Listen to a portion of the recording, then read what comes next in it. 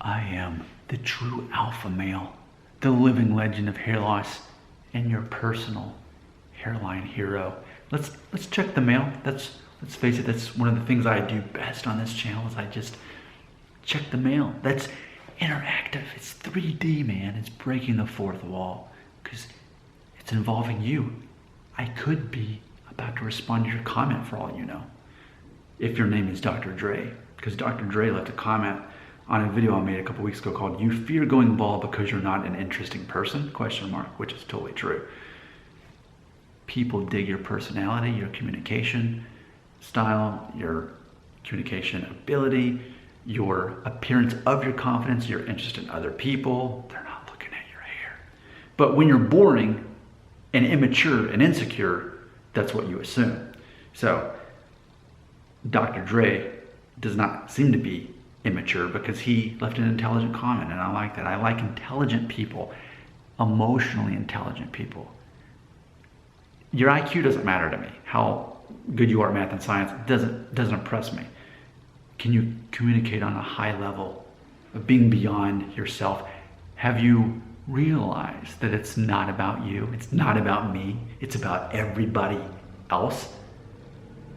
People find value in me based on how I'm of value to other people, and the same as you. Have you got to that moment where you realized it's not about me? It's not about me, and it's not about you. It's about everybody else. Have you watched that video yet? Ultimately, that note to self, I haven't published that video yet, so I should definitely publish that one before this one. Hope I remember to do that in the right order. With that being said, Dr. Dre says, quote, "Amazing content, Nick. One of the things I liked most about losing hair at age 23, that's just great. So there's more than one, okay? One of the things I like most about losing my hair at age 23 is that it kind of woke me up in the sense that it made me mature and focused more on my personal development. And you're saying being more interesting." So somebody else liked that comment, and I said, I respect you. That's what I told Dr. Dre. I respect you. I will make a video response. And then he said, nice. So let's just unpack that for a minute. So here I have already filmed, before reading this, I've already filmed a video talking about how I've gotten over myself. I realize it's not about me, and I invite everyone else to do the same. And so similar mindset is me saying, I got over myself. I realize it's not all about me.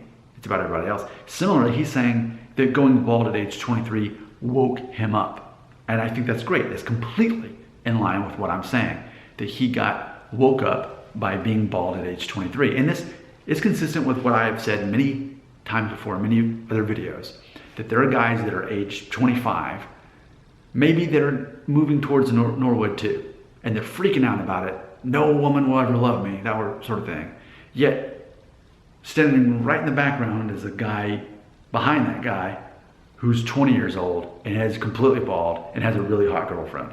So I love the irony in that. It really shows how boring the 25-year-old is in that scenario compared to the 20-year-old who was forced to become mature. He was forced to wake up. Now, I want to close this video using that mature intellectual concept, contrast it against some of the demographics we see show up in these channels, in these videos, okay? Because we all know there are what I call, and I'm outing them, the hair loss defenders of the universe. Hair loss defenders of the universe. Demographically, what we see with these men is that they're older, and I say older, I mean age 30 and above, which demographically should not be watching my videos. A man in his 30s should already be getting to the point where he is finding his value in his skills, abilities, his connection with other people, his confidence level. And if you're not there by age 30, that should be the main thing you're focusing on, not your looks. Your looks should be the last thing really you're focusing on at that point.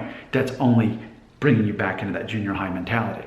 But demographically, what I see is the people who watch my videos and are in that category, age 30 or above, and they're still worried that they're gonna go bald, typically, predictably, are often hair loss defenders. They want you to get a hair transplant. They want me to get a hair transplant as if their life is affected by how I look. It's not. But they want me to get a hair transplant. They want me to take Propecia. And what I've learned about those people is typically, often, they're very opinionated. They're what I call high conflict personality. They're very eager for you to try to convert you to their way of thinking and trying to save your hair. Ultimately, they border or are MGTOW, men going their own way. They're getting to the point where they're so into their looks and preserving the image of their youth through hair transplants or propecia, whatever it is, that they're actually fading into obscurity as far as society goes, to the point that now they're like, well, you shouldn't trust women either, because women will leave you. They'll cheat on you if you go bald. And so, of course, it's victim mentality completely, because women do not cheat on men because men go bald or their looks change. The reason women cheat on men and the reason men cheat on women is because they're not being emotionally and psychologically cared for. That's the real reason. A mature man knows that. I'm a man who's been married for, we're a couple months away from it being a dozen years now.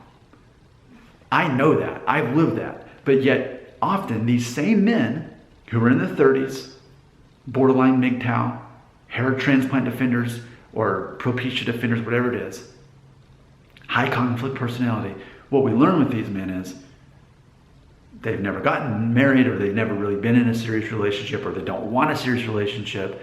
See, that's something that I have to offer. I know how to not only attract a beautiful woman, but how to keep a beautiful woman. I'm not saying it's easy, but knowing that it's all about her. It's all about taking care of her emotional needs. It is so not about your hair. And how are you going to function in a relationship if you still are? And that's the thing about it. There are guys who are married to a perfect woman, but they're still not over themselves yet. And that, how does that translate in the relationship? Whether you're married or not, how does that translate into the relationship? Remember, it's not about you. It's about her now, especially more than ever, it's about her. You don't have time, space, energy, money, etc. to worry about your hair. Now, taking care of yourself physically, absolutely. Exercising, eating right, absolutely. But something as superficial as your hair, which is based 100% on your DNA,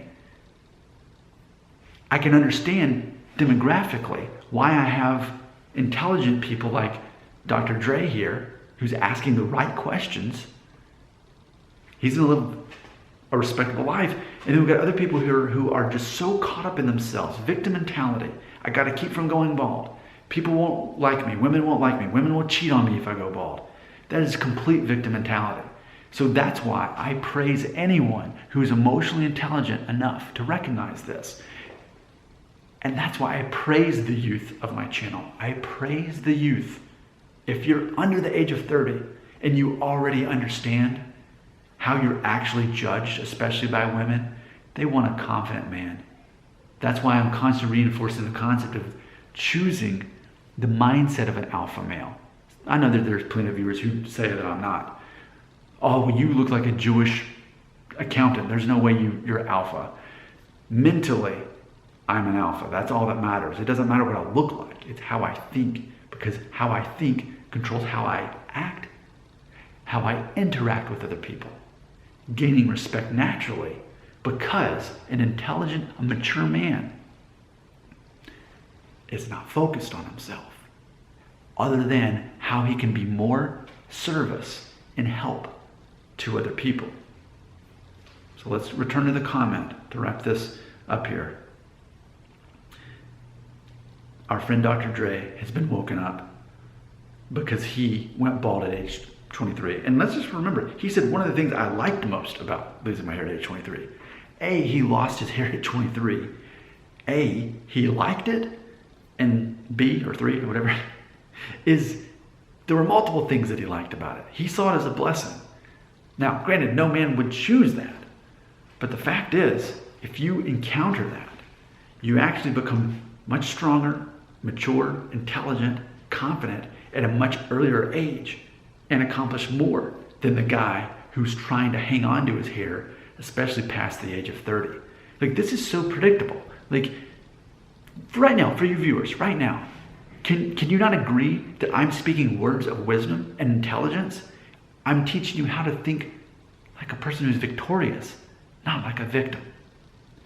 Your comments belong right here.